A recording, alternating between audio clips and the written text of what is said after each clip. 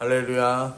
오늘도 말씀을 깨닫는 지혜와 응답받는 기도의 은총이 우리에게 넘치게 될 줄을 믿습니다. 오늘 말씀은 이제 본격적인 다윗 왕궁의 역사가 시작이 되면서 국가적인 면모를 이제 갖추기 시작합니다.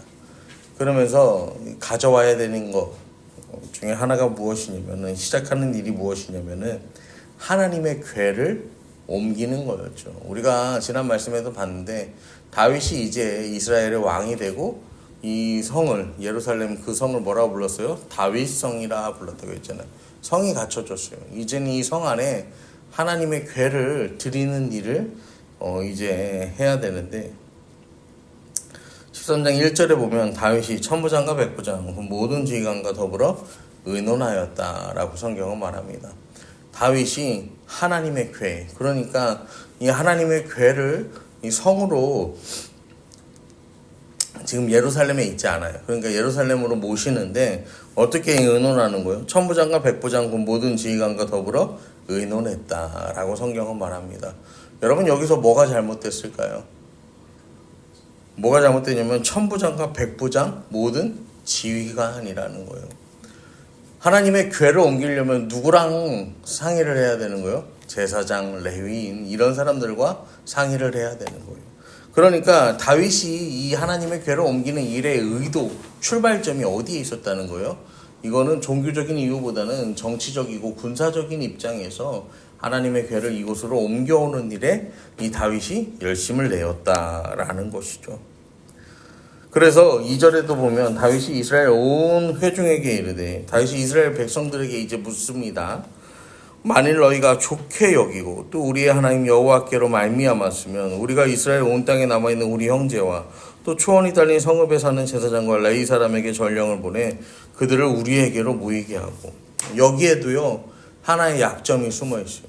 어떤 약점이냐면요, 지금요 이스라엘 온 백성들에게 물어요. 그래서 하나님의 궤가 여기 이 다윗성 예루살렘에 오는 게 어떠냐 묻는 거죠.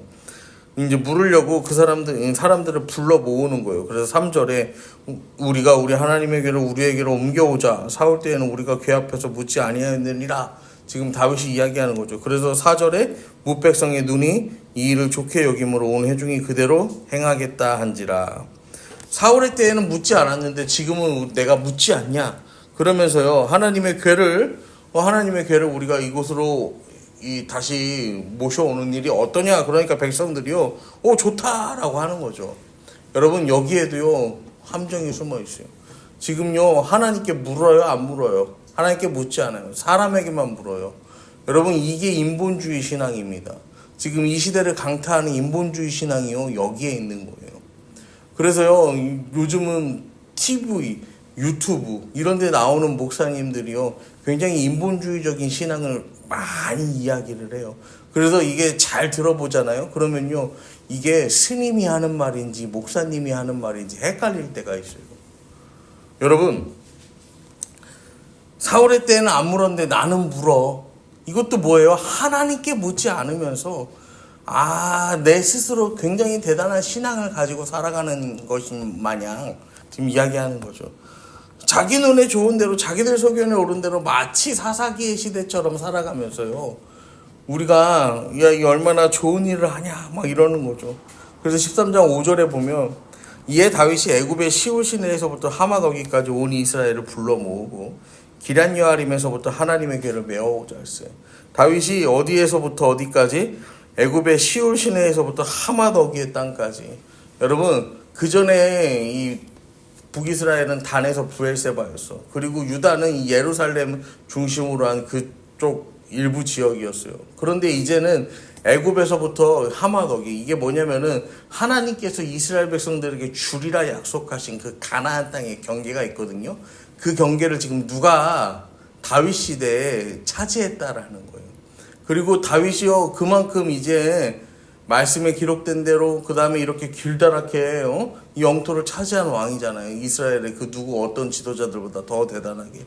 그러니까 이 교만함이 이제 그 안에 막 차고도 넘쳤던 거예요.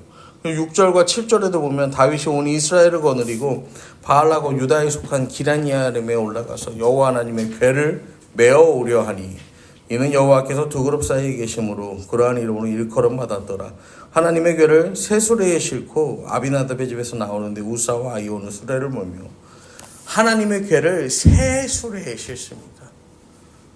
하나님의 궤를 세 수레에 실는 게 문제가 아니라 하나님의 궤는요 어떤 수레에 실어야 돼요? 아무 수레에도 실으면 안 돼. 하나님의 궤는 어깨에 메고 이동해. 제사장들이 어깨에 매야 된단 말이야. 근데 제사장들도 아닌 그냥 하나님의 궤가 보관되어 있던 집의 아들들이 그냥 뭐 하는 거예요? 이거를 그냥 어깨에 메고 그냥 그렇게 왔다라는 거죠. 이 사람들 레위인이기는 하지만 제사장은 아니요. 그냥 이들이요 하나님의 궤를요 수레에 실어서 옮긴다라는 거예요. 이 수레를 옮기는 시점에 8절을 보시면 다윗과 이스라엘 온 무리는 하나님 앞에서 힘을 다하여 뛰누며 노래하며 수금과 비파와 소고와 재금과 나팔로 연주하니라. 궤를 옮기는 그 시점에서 이스라엘 백성들은 뭐 하는 거예요? 좋다고 막 춤추고 노래하면서요 자기들끼리 지금 뭐가 벌어진 거예요? 축제가 벌어진 거예요. 축제가. 여러분 지금도요 볼거리 놀거리가 많은 이 시대에도 축제가 벌어진다고 하면 어떻게 합니까? 사람들이 막 몰려든단 말이에요. 그래서 얼마 전에도 보면은 이거 김천에서는 김밥 축제를 하는데 뭐 여기를 막 여기를 올라가기 위해서 막 차가 막 몇 시간을 막 장사진을 이룬다고 하고 11월 30일이죠. 31일 토요일에도 토요일 맞나? 예, 거기 불꽃놀이 한다고 이제 그러잖아요. 그래서 이제 어제 뉴스 보니까 그 앞에 3시부터인가 4시부터인가 9시까지 도로를 막는데요. 그 신세계 앞에서부터 저기 TJB 거기 다니는 길을 막아버린대. 그래서 차가 아예 못 다니게 사람들이 너무 많이 몰리게 걱정돼서 이제 그렇다는 거죠. 그러면서 막 이야기를 하는 거예요. 여러분 지금도 그런데 어때요? 그 시대에는 더 했겠지. 뭐 놀거리가 있어요. 볼거리가 있어요. 그러니까 온 백성들이 여기 다 모여갖고 막 춤추고 노래하고 난리가 난 거예요. 근데요 여러분 이게 한마디로 뭐예요? 자기들끼리 좋아하는 거야. 완전한 인본주의적 신앙의 모습을 보여주는 거야. 그래서 9절과 10절에 기돈의 타작마당에 이르러서는 소들이 띠므로 우사가 손을 펴 궤를 붙들었더니 우사가 손을 펴 궤를 붙듦으로 말미암아 여호와께서 진노하사 치심에 그가 거기 하나님 앞에서 죽으니라. 소들이 뛴다는 게 뭐냐면 소가 걸려서 넘어질 뻔했다는 거예요. 어디서요? 타작마당에서요. 여러분 타작마당은 추수하는 공간입니다. 추수하는 공간이요 돌이 막 이렇게 돌뿌리가 막 걸려 넘어질 정도로 돌이 많고 길이 험할까요? 그럴 리가 없잖아요. 추수는 어디서 해야 되는 거야? 밑에 뭐가 걸리는 게 왜냐면 여기로 온 이 나달 알갱이들이 다 숨어버리면 안 되잖아요. 아무것도 없는 평평한 땅에서 하는 게 추수예요. 여러분 거기서 걸려 넘어질 거 걸릴 게 없는데 넘어질 게 없는데 걸려서 넘어진다라는 거예요. 하나님이 주시는 사인인 거죠. 그리고 그러니까 손을 폈다라는 거예요. 여러분 단순하게 하나님의 궤에다가 손을 딱 하고 대서 그게 문제가 됐다라는 게 아니라 하나님의 궤라는 인식 자체가 없는 거예요. 이게 왜냐면 70년이나 이게 어디 있었어요? 자기네 집에 있었단 말이에요. 그러니까 이게 쓰러지려는 궤를 안 돼! 이러고 붙잡은 게 아니라 여기 아주 거만하게 내가 이 궤를 지키는 사람인데 이러면서 이 궤에다가 손을 그냥 턱 하고 댔다. 이런 의미로 여러분들이 생각하시면 되는 거예요. 여러분 신앙을요 우리가 지키며 살아가잖아요. 여러분 내가 신앙을 지키는 게 아닙니다. 이 신앙이 있어서요 내가 살아갈 수 있는 거예요. 여러분 제가 며칠 전에 이제 그런 얘기를 들었어요. 어떤 얘기냐면은 저 사람 왜 그래 했을 때 저 사람 교회 다닌다는데 왜 그래? 교회 다니는데 저 사람 왜 저거밖에 못하지? 그러면은 이거래. 예수 믿어서 그 정도라고. 예수 믿으니까 이게 아니라 예수 믿어서 그 정도. 그래서 부부싸움 할 때도 어떻게 하면 되는 거야? 내가 예수 믿으니까 지금 이 정도로 해주는 거야. 너 예수 믿는 사람이 왜 그러냐? 이게 아니라 내가 예수님 안 믿었으면 너 죽었어. 이런 거죠. 여러분 내가 신앙을 지키는 게 아니라요. 신앙이 날 지켜주는 거예요. 신앙이. 내가 주일 성수하는 게 아니라 내가 주일을 지킴으로 그 주일이 나를 지켜주는 거예요. 그 믿음이 나를 지켜주는 거예요. 여러분, 하나님께서는요, 우리가 아무리 좋은 의도를 가지고 행동한다고 해도요, 하나님의 거룩함을 해치는 그 일을요, 하나님은 용서치 않으십니다. 그래서 우리가요, 하나님을 경외해야 되는 거예요. 아무리 주는 나의 친구라고 하지만 우리가 하나님을 경외해야 하는 이유가 여기에 있는 거예요. 그래서 11절에 여호와께서 우사의 몸을 찢으셨으므로 다윗이 노하여 그곳을 베레스 우사라 부르니 그 이름이 오늘까지 이르니라. 베레스는 친다라는 뜻이고 우사는 힘이라는 뜻이거든요. 힘을 친다는 거예요. 내가 스스로 자랑하는 힘, 스스로 교만한 힘을요, 뭐 한다는 거예요? 친다라는 거예요. 하나님보다 앞세우는 그 힘을 친다라는 거예요.